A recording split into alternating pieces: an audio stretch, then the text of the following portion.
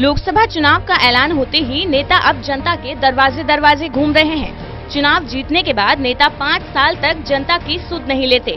यही वजह है कि जनता अब अपने नेता को सबक सिखाने की ठान ली है। भिवानी के महेंद्रगढ़ लोकसभा सीट पर भी कुछ ऐसा ही नजारा देखने को मिला, जहां वर्तमान सांसद और बीजेपी के लोकसभा प्रत्याशी धर्मवीर सिंह जहां भी जा रहे हैं, जनता उनसे हिसाब मांग रही है। धर्मवीर सिंह का जगह जगह विरोध भी हो रहा है। इससे उनकी सीट निकलना काफी कठिन नजर आ रहा है। जब भी वो जमींदारों में गया, गांव में गया, तो वो बार बार ये कह रहा था मैं इलेक्शन नहीं लड़ूंगा। उसके पश्चात भी वो दोबारा इलेक्शन के अंदर आ गया। जब वो काम ही नहीं कर सकता, पब्लिक के अंदर ये मैसेज भेजता मतलब काम नहीं हुए, और फिर दोबारा इलेक्शन में आता है, तो उसका विद्रोह अपने आप है।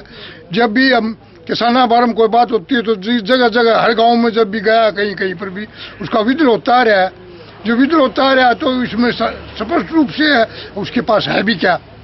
और जब एक सांसद होने नाते समर्थन नहीं करता जमींदारों धरने का, तो उसको इलेक्शन लड़ने का कोई हक ही नहीं है जमींदार का। धर्मवीर का बारा हमने यो एक बार संसद बनाए हो, इसने कुछ करगी नहीं दी हो, हाँ?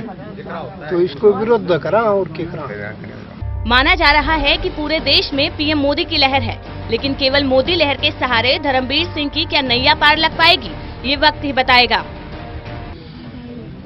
धर्मवीर के बारे में हमारा ये कहना है, अब 3-4 महीने पहले इसने खुद ने ये कहा था कि मैं सांसद बनने के लायक नहीं हूँ, क्योंकि मेरे से काम नहीं हो पा रहे लोगों के, और मैं लोगों के ऊपर बेवजह वजन नहीं बनना चाहता। और अब ये दोबारा चुनाव लड़ रहा है, तो एक तो ये समझ से हमारे बाहर है बात है कि जो आदमी 3 महीने पहले अपने आप को निरस्त कर चुका है, भाई मैं काम करने के लायक नहीं हूँ, बड़ी कंस्टिट्यूंसी है, तो लोगों के ऊपर मैं बेवजह वजन नहीं बनना चाहता, और अब ये फिर वोट मांग रहा है। हरियाणा में कांग्रेस, इनेलो और जेजेपी ने भी अपने उम्मीदवार चुनावी मैदान में उतारे हैं। अब देखना ये होगा कि धर्मवीर सिंह को ये उम्मीदवार कितनी चुनौती दे पाते हैं।